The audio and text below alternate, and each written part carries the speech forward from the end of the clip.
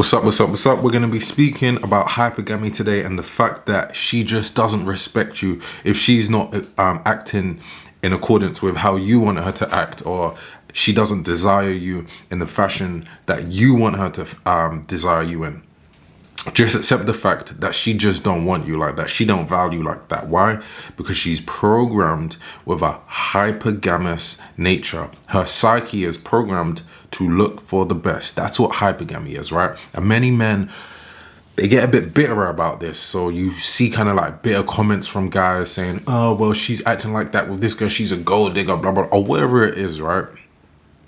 But there's a bitterness that they have because this is part of a woman's nature. Now, I would say you're wasting time. You're wasting time worrying about this stuff. You're wasting time trying to decide what's right, what's wrong, rather than just accepting what it is. So let's first talk about what hypergamy is.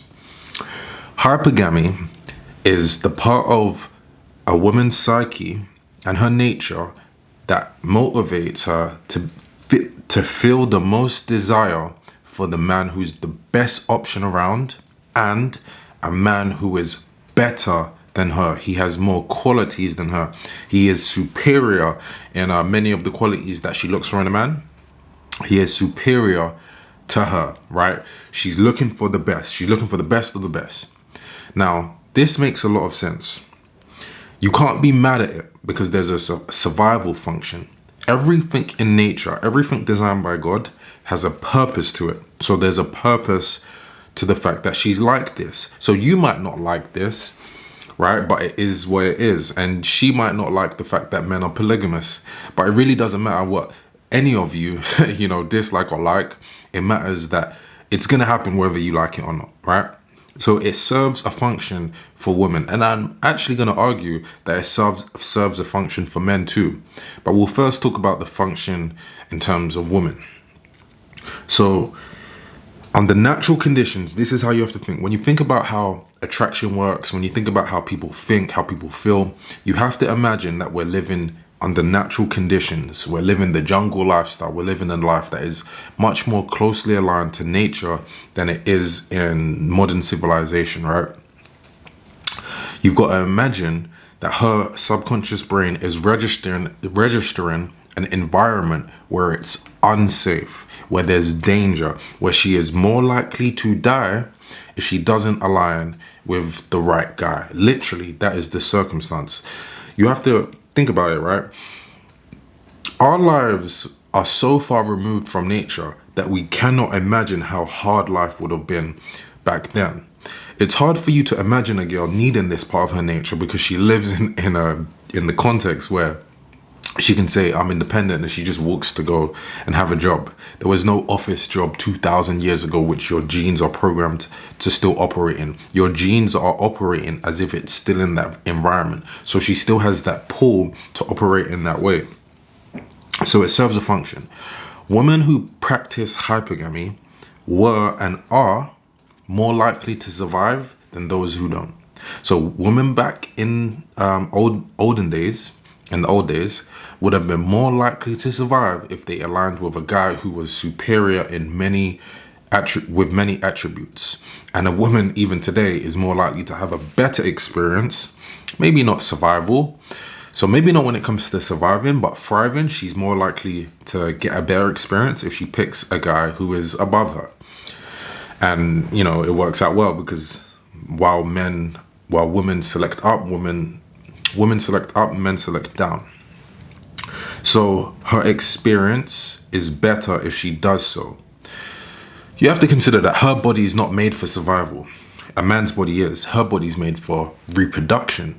So she's looking for the attributes that help her survive in the man. And the better he is at doing that, or the more traits that he has, the better for her.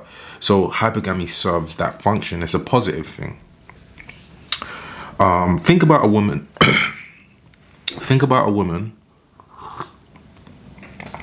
who doesn't practice being selective and who doesn't practice dating upwards. Many girls are going to do that, right?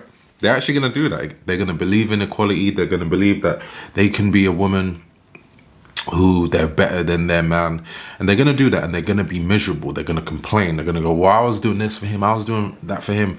I was okay with it in the beginning, but after a while, it just started to drag on. He got comfortable, or he didn't, he wasn't on his stuff." A lot of strong masculine women get with men that are beta and feminine, and then it's okay in the beginning, but then after a while, it's gonna feel like a drag because she's never gonna get the good experience that she really wants. And in the olden times, that would have been like unthinkable to do. Like a woman getting with a guy, she's better, than she's taking care of him in the ways that he's supposed to take care of her, and so on. That would have been like, doesn't even make sense. She would have had a kid. She wouldn't have been able to rely on that man, and her and that kid would have been more likely to die. Do you see where I'm going with this? So hypergamy protects the woman. It keeps her from being in situations where she's likely to lose out. But I'd actually argue that hypergamy gets men to soar to new heights. It gets men on their game because they know that in order to get women to select them, they need to become the best type of guy. You are motivated to get money, to be strong, to go to the gym and all of this stuff for women, even if you don't want to admit it. If you go for a breakup and then you start gymming, a lot of that was because you want to become a better man, so that there's this feeling that she wouldn't leave that type of man that you're growing into. And we all know that feeling, right? So hypergamy actually gets men to step on their game. You're inspired. The feminine inspires the masculine. You want to be inspired by women. You want to look at women and go, yeah, I want to take care of her. I want to grow into the type of guy who is big enough, strong enough, smart enough, rich enough to give that woman a massively beautiful experience. There's nothing wrong with that. So you see, you benefit because you're going to be motivated to progress. It's a win-win in my eyes. And you better look at it like this, because there's no point complaining. You can complain if you want. Go ahead. But I just don't think it's in your best interest to do so, because whether you like it or not, this is how it's going to be. Whether you're interested and believe in what I'm saying, this is how it's going to be. Don't look at the woman writing comments on the celebrity's profile going, oh my God, he's so beautiful. And then you comment, she's a slut, she's a this, she's a that, just because she feels a natural desire for that guy. There's a purpose behind that desire she has. Just work into the type of guy who she gives that desire to. That's all you have to do. It's a win-win situation. She gets the best guy and you become the best guy. Done. I don't see how that's not a win. But anyway, I want to know what you think. So comment down below. Let Reemus know, and I'll see you in the next video. Peace.